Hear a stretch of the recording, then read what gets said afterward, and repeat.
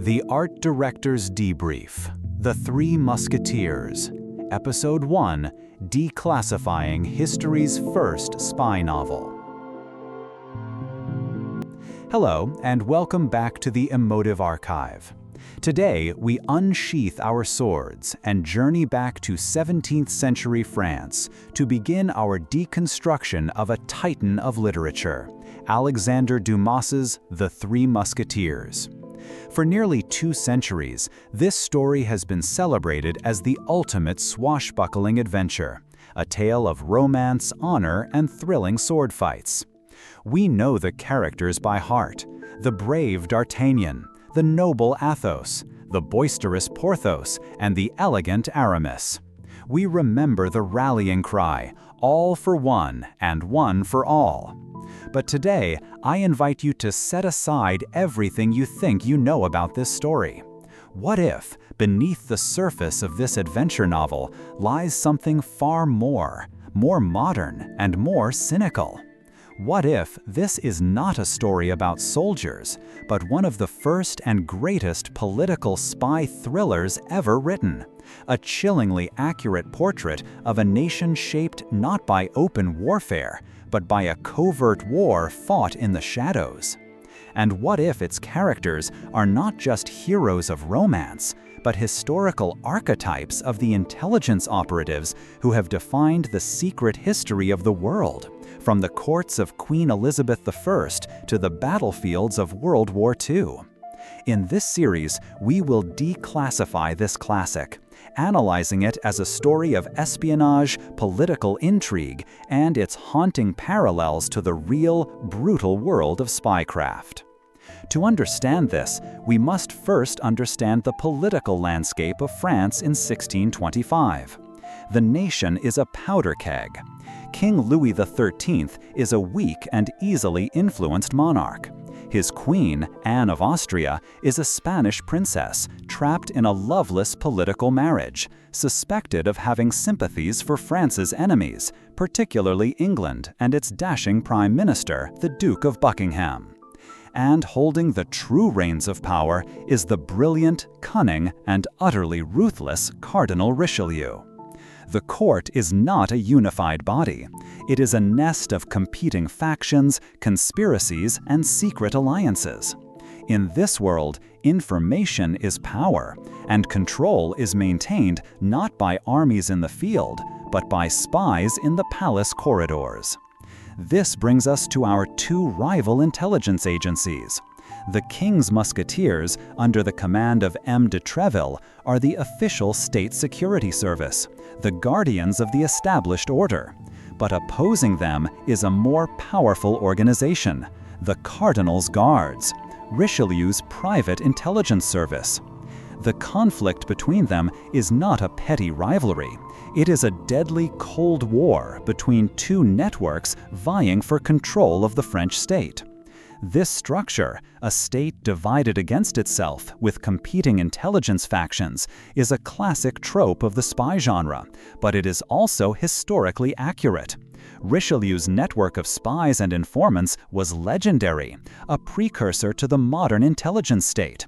He was, in essence, France's first true spy master, a figure comparable to Sir Francis Walsingham, who protected Queen Elizabeth I of England through his own vast network of spies a generation earlier.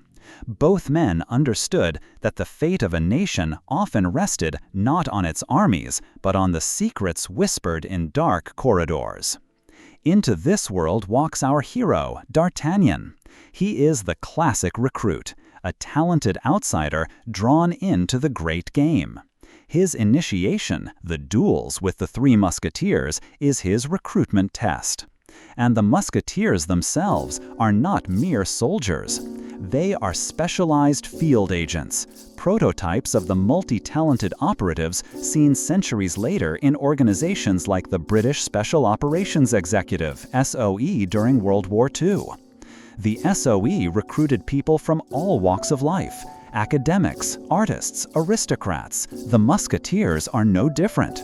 Athos is the noble spy master, the strategist with a dark secret, the man of intellect and breeding who can blend into any court. Porthos is the social engineer, using his charm and vanity to infiltrate high society and acquire resources. And Aramis is the deep cover agent, using his connections within the church to gather high-level intelligence, a classic mole operating in plain sight. They are a covert operations team, bound by the legendary oath, all for one and one for all, a motto that could just as easily belong to a modern-day special forces unit. But every great spy story needs a great antagonist, a rival agent who is as brilliant as she is deadly. And in Milady de Winter, Dumas created the ultimate archetype of the female spy, a figure whose methods and tragedy find haunting echoes in the real-life story of one of World War I's most infamous spies, Mata Hari. Let us declassify the file on Milady and compare it to her historical counterpart. Milady, like Mata Hari, uses her extraordinary beauty and sexuality as her primary weapon. Mata Hari, a Dutch exotic dancer in Paris, charmed military officers and politicians from both sides of the war, gaining access to secrets through her high-profile liaisons. Similarly, Milady seduces the Comte de Wardes to steal information and, most chillingly, manipulates the Puritan John Felton, turning his religious fervor into a tool for political assassination. Both women understood that in a world run by men, desire was a key that could unlock any door. Furthermore, both Milady and Mata Hari were masters of deception, living under constructed identities. Mata Hari, born Margareta Zell, reinvented herself as an exotic Javanese princess. Milady operates under multiple aliases, her true name and past marked by the brand of the fleur-de-lis, a dark secret she protects at all costs.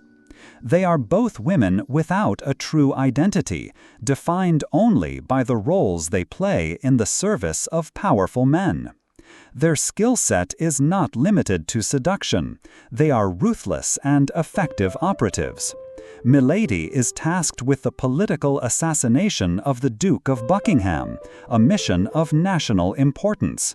While Mata Hari's actual espionage activities are still debated by historians, she was convicted by the French of being a German spy responsible for the deaths of thousands of soldiers.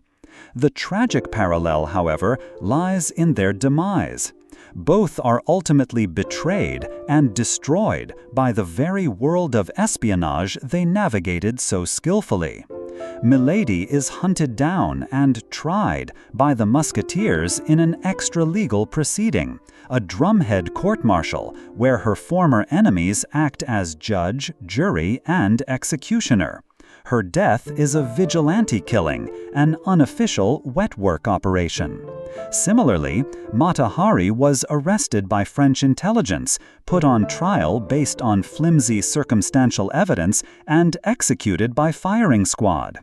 Many historians now believe she was a scapegoat, sacrificed by the French authorities to boost morale during a difficult period of the war. Both Milady and Mata Hari were powerful, dangerous women who were ultimately disposable pawns in a much larger game played by men. They were masters of deception who were, in the end, consumed by it. The story of Milady is not fiction. It is a timeless commentary on the brutal, precarious existence of the female agent in a world of shadows. With this understanding of the players as intelligence operatives, let us re-examine the novel's central plot, the affair of the diamond studs.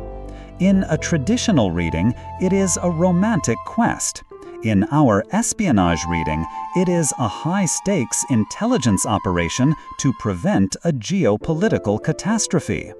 The diamond studs are a compromat, a compromising material that could be used to blackmail the Queen of France and prove her treasonous affair with the Prime Minister of an enemy nation, England.